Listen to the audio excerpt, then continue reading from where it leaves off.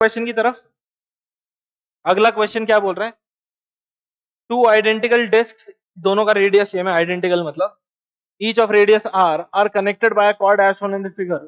The disk I rotates with constant angular acceleration alpha in anti-clockwise direction. Find the angular acceleration of disk 2.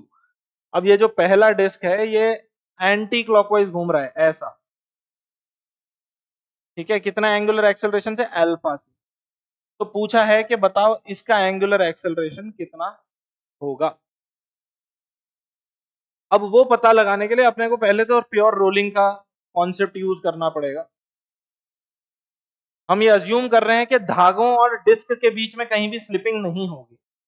अगर ऐसा है तो ये जो पॉइंट है डिस्क पे, मान लेते हैं इसका रेडियस आर है, स्मॉल आर, तो ये पॉइंट जो है डिस्क पे वो नीचे आ रहा होगा। जैसे जैसे ये डिस्क घूमेगी ये पॉइंट को अनवाइंड करेगी और ये पॉइंट नीचे जाएगा। अब ये पॉइंट की एक्सेलरेशन मान लेते हैं ए, तो इस पॉइंट का एक्सेलरेशन ए बराबर कितना हो जाएगा, आर अल्फा के बराबर।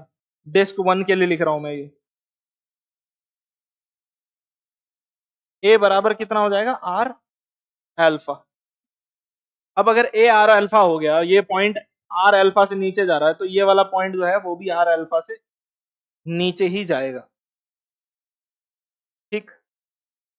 इसकी भी वेलोसिटी पॉइंट की नीचे की तरफ होगी, आर अल्फा। अब ये जो डिस्क है ये फिक्स्ड नहीं है, इसीलिए ये ट्रांसलेट भी कर सकती है और रोटेट भी कर सकती है। अब ना तो इस स्ट्रिंग पे स्लिपिंग होनी चाहिए, ना ही इस वाली स्ट्रिंग पे स्लिपिंग होनी चाहिए। तो हम क्या करते हैं, हम मान लेते हैं कि जो डिस्क है दूसरा वाला, ये नीचे जा रहा है किसी एक्सेलरेशन b से, और इसका एंगुलर एक्सेलरेशन मान लेते हैं अल्फा डैश, ठीक। ये नीचे जा रहा है कितना एंगल से, कितना एक्सेलरेशन से, b से, और इसका एंगुलर एक्सेलरेशन अल्फा डैश मान लिया। ऐसे क्यों माना वो समझाता हूं। अगर यहां हम चाहते हैं कि स्लिपिंग ना हो, तो नीचे की तरफ तो इसका एक्सेलरेशन b होगा, पर घूमने की वजह से इस पॉइंट का एक ऊपर की तरफ एक्सेलरेशन आएगा जो कि होगा आर अल्फा डैश, ठीक है। अगर ये दोनों इक्वेट कर जाते हैं, ये दोनों बैलेंस हो जाते हैं, तो इसका मतलब ये है कि ये वाले पॉइंट की स्लिपिंग नहीं हो रही है, ठीक है, इस वाले पॉइंट पे स्लिपिंग नहीं हो रही है।